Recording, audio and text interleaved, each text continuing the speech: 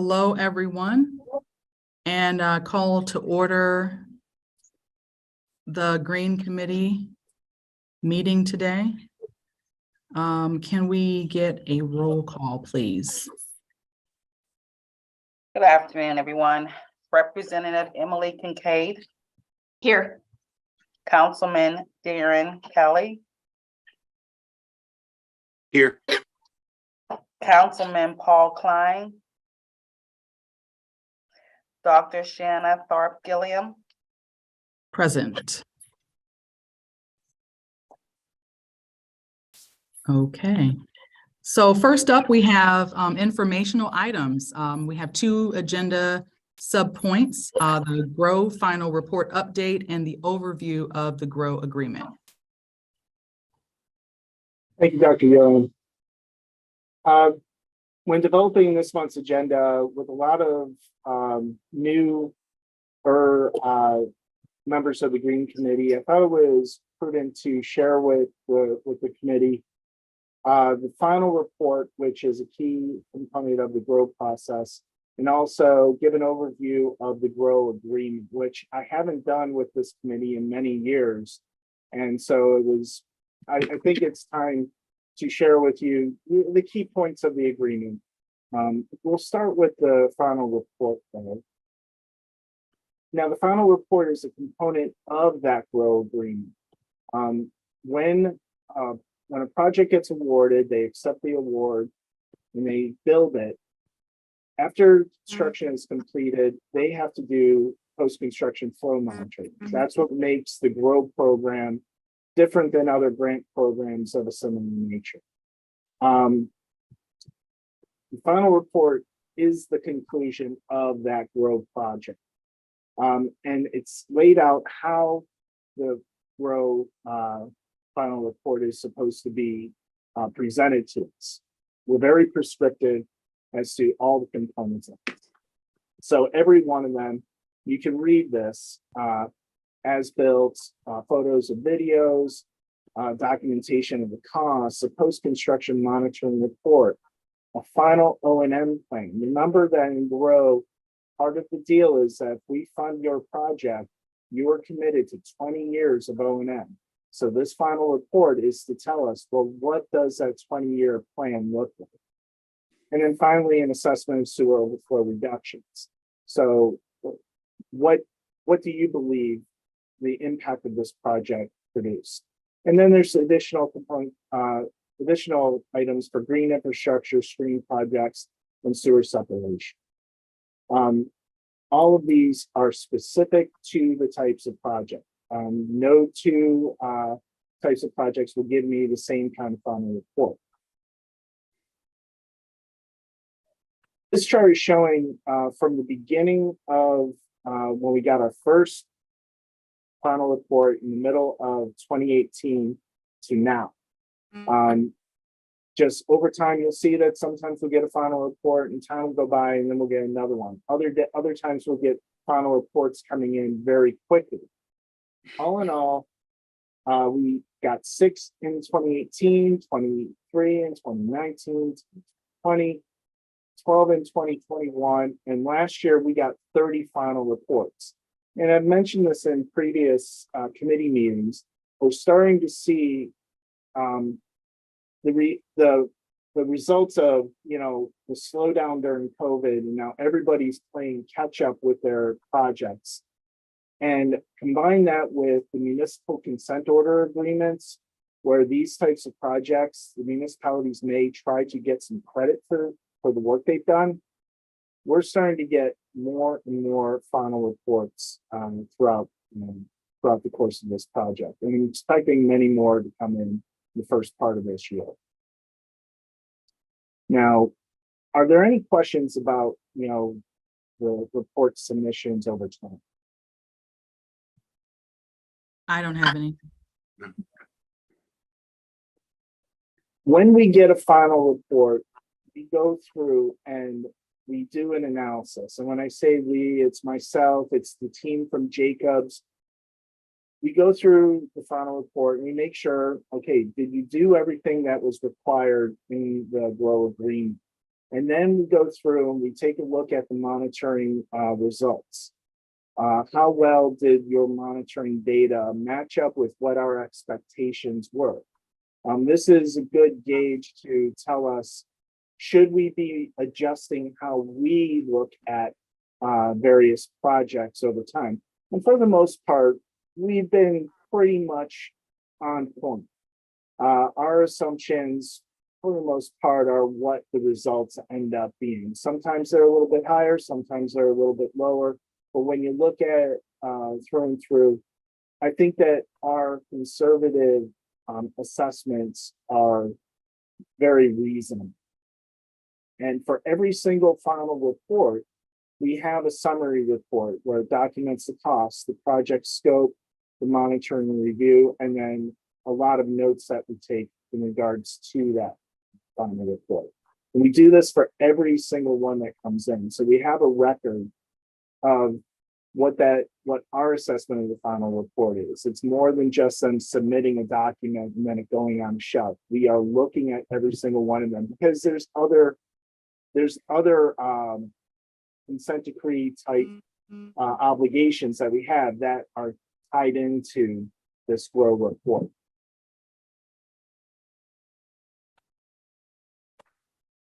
Results of the final report. Now I could go into project performance, but I've given that presentation several times over the year. I just want to end with this one, which this is the comparison between what we estimated, what the estimated post-construction typical year volume removed is compared to the anticipated model, which is what we base the GROW green. Now, as you can see, we're assuming that based on the data and what we originally assessed, 36 projects are overperforming, which is great. 36 projects are pretty much plus or minus 25%, which means that they're performing the way close enough to what we were assessing. And then we have a handful of projects, not many, that are underperforming. They're less than 25% of what we were assuming they were going to be. So I believe that, the GROW program has been very successful because we've been awarding projects that, based on our conservative estimates, the end results have been showing to be better than what we were anticipating. I have a question. Yes, Doc. How did we come up with the 25% as the plus or minus that was acceptable? To be honest, Dr. Gilliam, that's more of an arbitrary thing. We were looking at, we could have had that number be anywhere plus or minus 10%. We can do any kind of range. I think that we settled on plus or minus 25% because, when you're talking about the volumes that we're dealing with, it's not an unreasonable number. Plus or minus 25% is something that we find when we're costing out projects. Plus or minus 25% when we are doing modeling runs. If we went smaller, like plus or minus 10%, all of a sudden we could be finding ourselves like starting to get into a weird range where monitoring error that's like your monitoring error. I think that the plus or minus 25% is just a fairly reasonable amount to say, if you're within this range, that's not bad. We could have said, overperforming being greater than 25%, and then split within 25%, say between 25 and 0, and then between 0 and negative 25%. And we could see what that ends up being. I don't have those numbers right here, right now, but they're definitely available to you if you would like to see them. And then underperforming is just, they're not very big projects, and they may not have achieved the goals that we were looking for. But if we're making the assumption that a project may be removing 100 million gallons of volume in a year, now 100,000 gallons in a year, and they were removing 75,000 gallons. For the investment that we probably made into that project, that's not that bad. And for I&I projects, those are typically the 15 to 25% matches. I like to focus on, the overwhelming number that are overperforming, because sometimes you have, just hyper impactful projects in that category. So just a follow on, what you said about the monitoring error, to me, that seems like a reasonable factor to consider when you're coming up with the within plus or minus, between under and overperforming. I would urge you, just like when we're talking about this, moving forward, to have that number. We know that the monitoring error is 15%, 10% or whatever. And to be able to say that is the reason why we didn't use 10% is because that's within the error margin. So that didn't make any sense to do that because of the error. And then therefore, basically looking at the distribution curve of the amount of the gallons that are being taken out, and then perhaps using standard deviations to make that determination might be a better approach. That at least it would make sense, and we would be able to say that we were doing something other than kind of coming up with a number. Yeah, that's great advice, Dr. Gillian. We will make sure that we have a very good explanation, for the 25%, and because I'm sure that over time people are definitely going to be asking for what does that really mean? Right.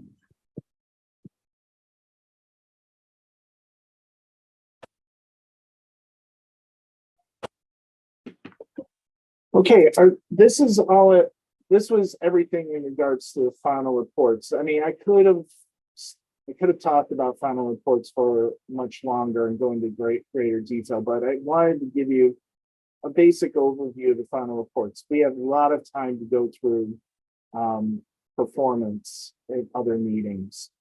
But are there any other questions in regards to the final report agenda item? No questions on my end. The next part, the overview of the GROW agreement.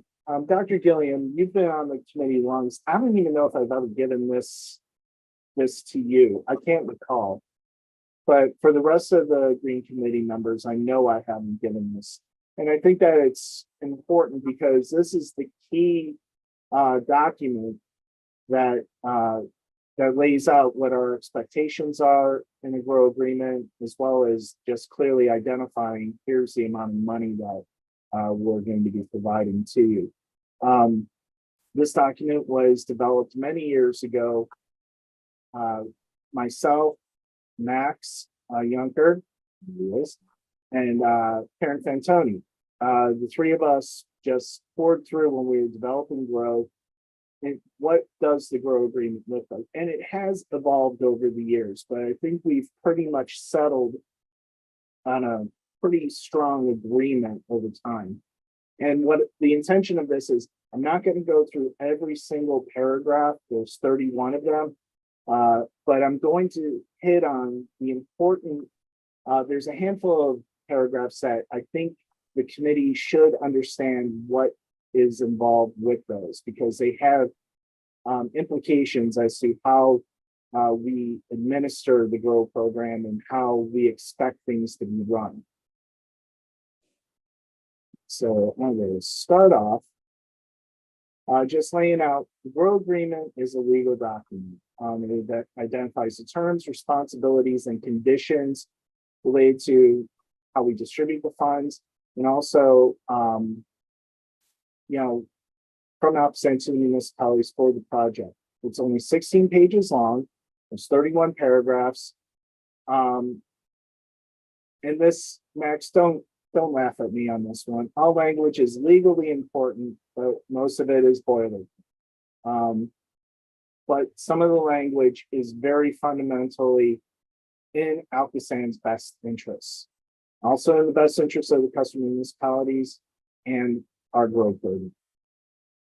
Included with the GROW agreement, there are 4 exhibits. I will not go into the details of the 4 exhibits, but they provide specifics on the actual awarded project. So every, there's an Appendix A, which is a description of it, and Appendix B, which lays out this is how much is eligible for construction and for design.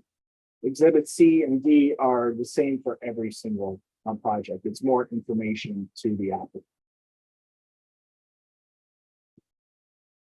So the GROW grant agreement, this is what the first page looks like. This is, you know, and I'm not expecting anybody to read this. This is what I'm talking about. We're just going to zip right through this. But there's every agreement is of this nature.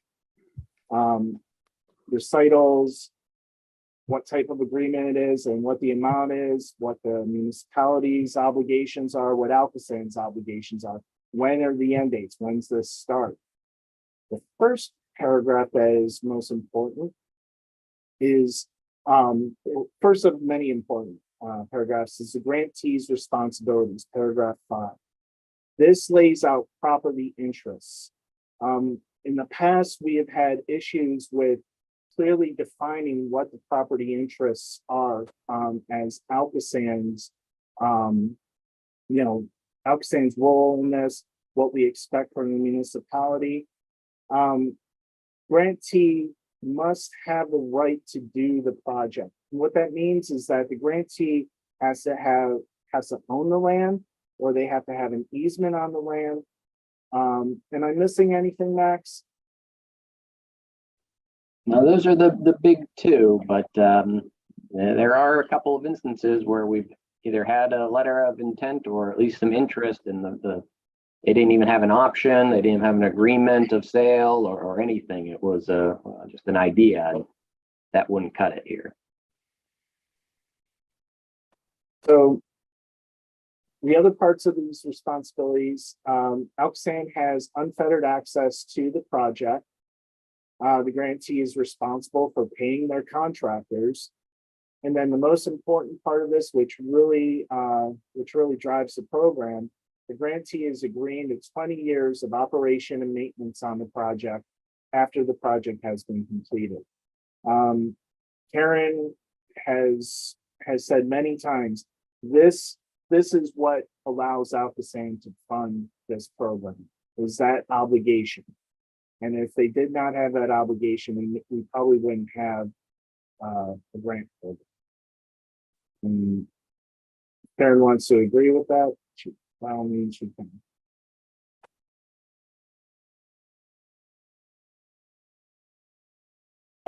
I'm sorry, were there any questions on that? For many slides, it's going to be of this nature. And if it seems a little dry, I apologize, but that's what agreements are. They're fairly dry documents. But as in September, this committee will be voting to provide awards. I thought it was important to just share key parts of this agreement with you. The next part, paragraph 6, payment provisions and financial responsibilities. And this identifies how ALCOSAN will pay the grantee. It lays out that we have a 1% origination fee. So if we offer an award of $1 million to a project, that first reimbursement will take $10,000 off right off the top. And that's to help ALCOSAN administer this whole program. We lay out what form to use for the reimbursement, where to send the requested reimbursement. And also we point out that every single one of these requests for reimbursements, we are going to hold 15% of that amount till the very end of the job. And we're holding on to that money to ensure that when the project is done, that they do the post-construction monitoring and that they submit that final report. When we get the final report and we accept it, then we release that routine. This paragraph also identifies the financial responsibilities that fall under the grantee. The grantee has to pay their contractors before seeking reimbursement. We do not front money. So if they paid someone and we require that they send us the invoice and they send us proof of payment. And when they provide that, then we release the money to them. The final report, as I mentioned before, has to be submitted and approved before we submit final payment. And the last thing that is very important in this that keeps this program, fiscally responsible, I believe, is that if the project goes over budget, it is not on ALCOSAN to pay anything over what we awarded. Fortunately, that is few and far between. Many of these projects, they come in under budget, and we have a percentage of what they pay, which is part of the gross. So it's not that, if we awarded $50,000, 50% of $100,000 project, and we said $50,000, and it came in at 90, and we still pay them 50. No, we will pay them 50% of what they've actually expended. And we like it when our grantees come in under budget, because that money that we do not use then goes back into the growth pool. If there are ever any questions in regards to these slides, please just stop me and I'll be happy to talk or answer your questions. But if not, we will continue to move on. Paragraph 7, conditions of repayment of the grant funds. This lays out if there's any situation where the grantee may need to give us our money back. The situations are pretty clearly laid out. If they fail to operate or maintain the project over the 20 years, there is recourse for ALCOSAN to seek our money back. If there's a change in the service area, which puts the project outside of ALCOSAN, and it's a very rare situation, I think that would ever happen, but we made sure that it was accounted for if it did happen. If somebody decided to just leave ALCOSAN and they had a grow project, they would have to pay us back. And finally, the sale, transfer, or lease of assets to a non-grow eligible entity. This was a more recent addition as a result of some situations that we found ourselves with private entities trying to purchase municipal systems. That if they do sell that to a non-grow eligible entity, that we will get our money. And the logic behind that was we provided you funds and that made your asset more valuable. We would like to get that money. Did I explain that correctly, Max? Yes, you did. Every once in a while, everyone, I'm going to be referring back to Max because he's the legal genius behind all of this. Ownership, operation, and maintenance of the project. All aspects of the project belong to the grantee. ALCOSAN does not own this contract at all. It clearly defines a process for green infrastructure and stream inflow reduction property interest activities related to the instrument for the declaration of restrictions and covenants. This was actually a very big deal about 3 or 4 years ago, where we would not release any kind of funds to projects that did not have this document. And it took a little while, but finally everybody fell in line, and those projects have now been completed. Final reports are done. But this language had to be added to make it very clear to the grantee what our expectations were. It defines that ALCOSAN has the right but not the obligation to perform O&M to the grantee if they do not do so. If ALCOSAN does O&M, we will seek repayment from the grantee. And then if the grantee does not repay us for the O&M. We then have legal recourse to get, to not just get our costs back, but also to seek ALCOSAN funds for whatever we paid them for the project. And this paragraph also clearly defines that ALCOSAN will rescind GROW funds if the grantee substantially deviates from the awarded project design. So if there is a project we award and suddenly the grantee decides to redesign it for whatever reason, if it's a substantial deviation from it and the performance goes down, we have every right to say, we are going to rescind this award. That's a very key aspect, which keeps these projects not redesigning on time. This was a reaction actually to some of the early cycles where projects would come in and then what they actually built was not what was funded. And so we had to make it very clear in the agreement that you're not allowed to do. Tim, do we monitor these? Do we do it monthly, quarterly, yearly, bi-year? What is the plan for that? To monitor the construction of the project or monitor the O&M? I would say both, but in different pretext of an answer. What is the plan going forward for the construction and then afterwards? When we have every few months, 3 times a year, we get progress reports from the applicants for any open project. This is an obligation that we remind them of. It is an obligation that's in the agreement. So, to go out and coordinate actual physically seeing the construction, I don't have the resources to make that happen. So it falls on occasionally attending progress meetings, for various projects, reaching out to the municipal engineer to get updates on that project, the progress reports. For O&M is a little different because we have varying types of projects. For green infrastructure, in the springtime, our consultant Jacobs will go out and they'll check the green infrastructure to see if it is being maintained in a fashion that, meets the obligations. And if they are not, we let them know. We send them, here's our inspection report. For other types of projects, the inspections are a little less.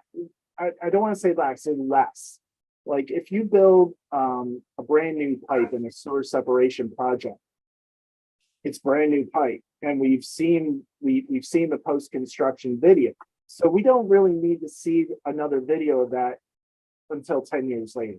And what that would mean is drop a camera in, make sure that the pipe is not cracked, the pipe is not infiltrating water. Is it still in structurally good condition? Hard construction like that is pretty straightforward. And the O&M requirements are not that strict. A lining job is every 5 years.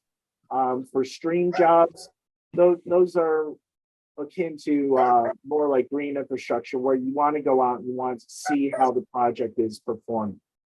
But with stream jobs, they're a little odd because what you're doing is you're taking water out of the system and just putting it back into a stream. So in that, you're just checking to see, has the stream made its way back into the sewer? And okay, thank you so much. The money. No, that was very good. Thank you. Remember, I'm trying to get the engine moving here in my brain, but that was good. Every once in a while, I throw one of those. Thank you so much. I want to share this with you guys. Thank you. You're welcome. Okay, I'm not going to go into any detail for 9, 10, 11, 12, 13, 14. They're fairly straightforward.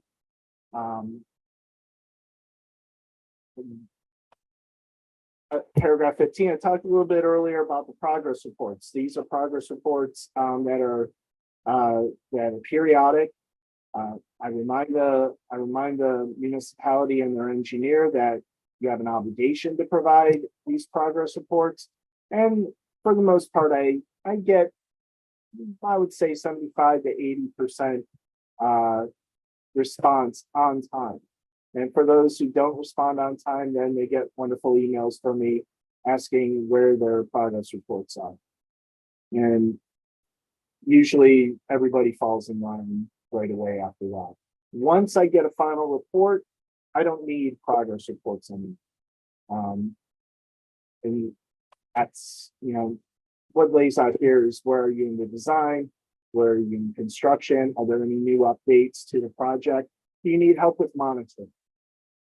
A lot of information that I'd like to keep up with, but I can't, I just don't have the resources to hit every project on a regular basis.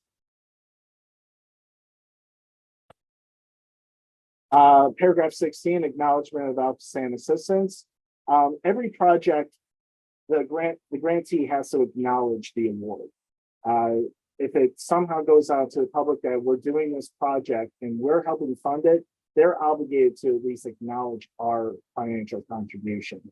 That could be signage like the one for the Crafton Park Rain Garden. And sometimes they're basic signs that say this project is funded in part by ALCOSAN's Grow Program. Anywhere where that project gets released to the public through like newspapers, press releases, newsletters, websites, we are asking that the awardee give us credit, and it's pretty fair. And we lay out exactly what the language has to be. Making it happen for everybody is a little tough though, but we definitely do our best to get them to acknowledge our.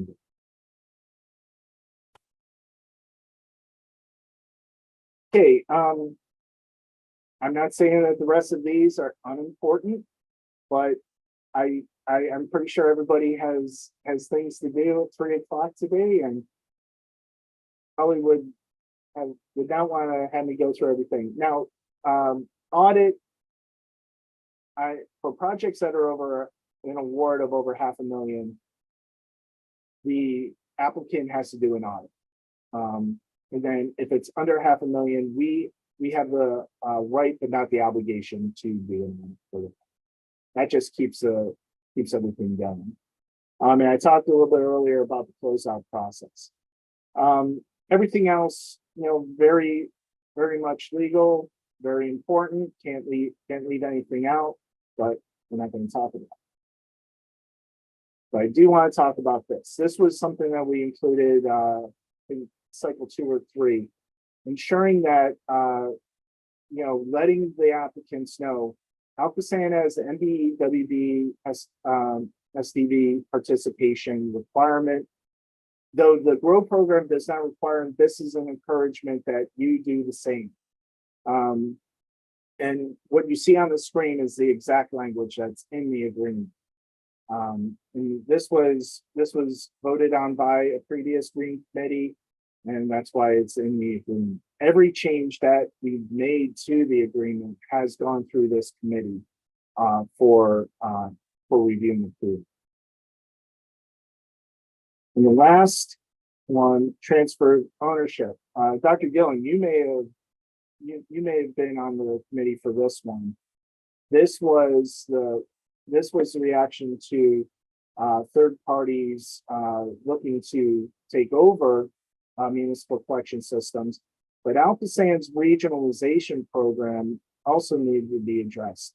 And this says that if a municipality builds a project that is suddenly transferred over to ALCOSAN, that those obligations no longer rest with the municipality, that those obligations now fall under ALCOSAN. So any O&M obligations you may have for a project you built, and we took that project over through regionalization, we are now assuming those O&M responsibilities. And there's no financial repayment required.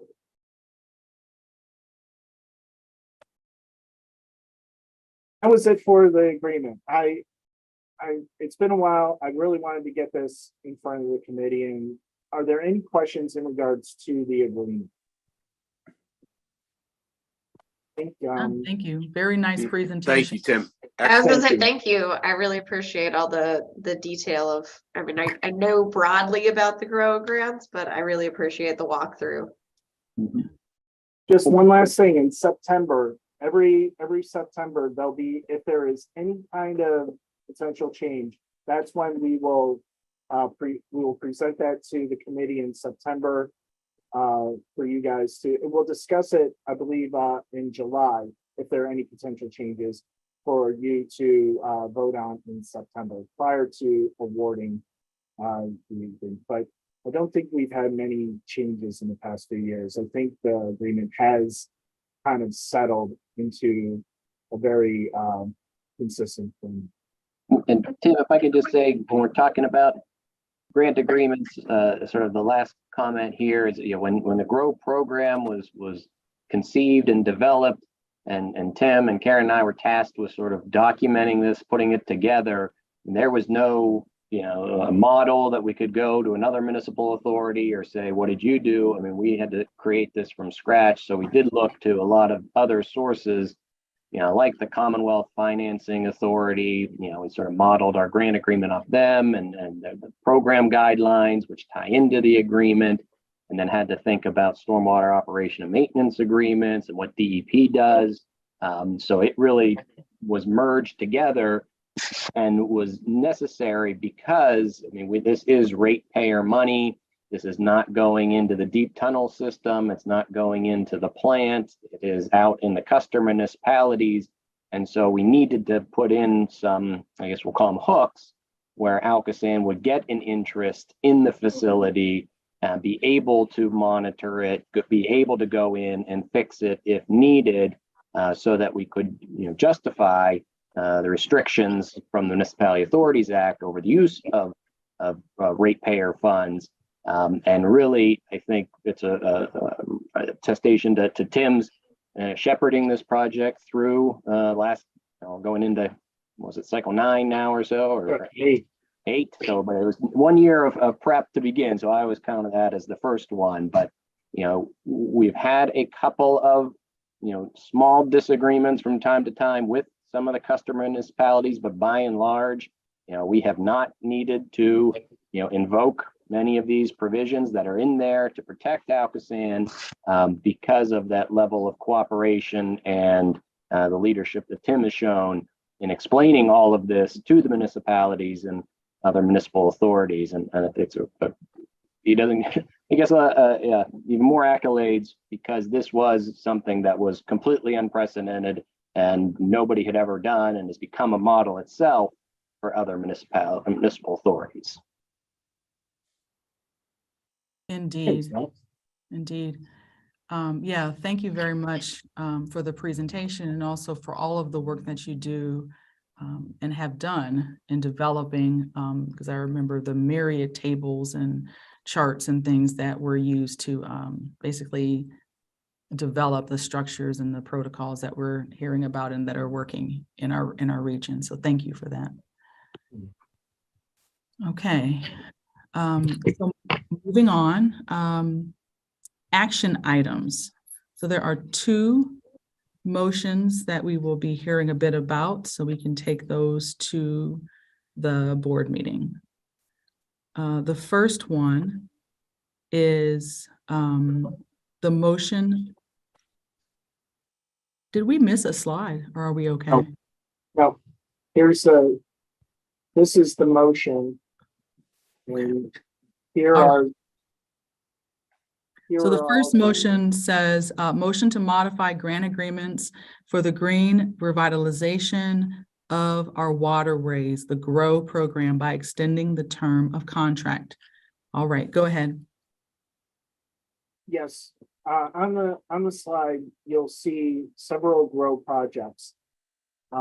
Their end date is coming up on 31st of March of this year. They are not yet completed with the job, and they are requesting an extension of the end date. This is a typical, this is typical. Sometimes the project goes on a little bit longer. They may miss the optimal monitoring period. So and with monitoring being the key component to understanding the effectiveness of the job, we want to be sure that we give them enough time to do the monitoring and then also be able to write a very good final report to submit to ALCOSAN. We have a letter for all of these projects. There is a reasonable explanation for this request for all of these projects, and I would ask that the committee approve for approving the committee so we could take this to the board. All right. So are there any questions or are we in agreement to take this motion to the board? No questions? No questions. All right, so we have to, I move to take this motion to the board. I second it. all in favor? Aye. Aye. All right, we will take that motion to the board. The next motion is to approve the Cycle 8 program guidelines in a form recommended by the ALCOSAN Board of Directors Green Committee. Tim? Every cycle, there are slight changes to the program guidelines. Sometimes there are major changes, but I believe this cycle, what I just want to go through are the minor changes that we are recommending for the program guidelines. You can see some of the changes in red, what they were in cycle 7, what they need to be in cycle 8. Basically minor things, a little clarification, even if it was previously, to clarify, even if the data was previously. Nothing that substantially modifies the objectives or intentions of the growth plan. And there's several of them, but as I stated, it's just making things a little bit more clear. It doesn't change, the intentions. All right, are there any questions from my committee members? Motion to approve the minor changes and send the program guidelines to the whole board. Second. All in favor? Aye. Aye. Any opposed? All right, we will take that motion to the full board. Next up is other business. Is there any other business? Okay, hearing none. What is the future meeting date? It is my understanding that the future meeting date, Dr. Jones, I will find it. Every May 11th? so this would be in May. Mhm. And I believe this one, because the board meeting is early, the next meeting date is scheduled for May 11th, Thursday, May 11th at 2 p.m. Okay. Mhm. All right, sounds good. If there is nothing else on our agenda, we will move to adjournment. So move. Second. All right, so this meeting is adjourned. Thank you, All right. everyone.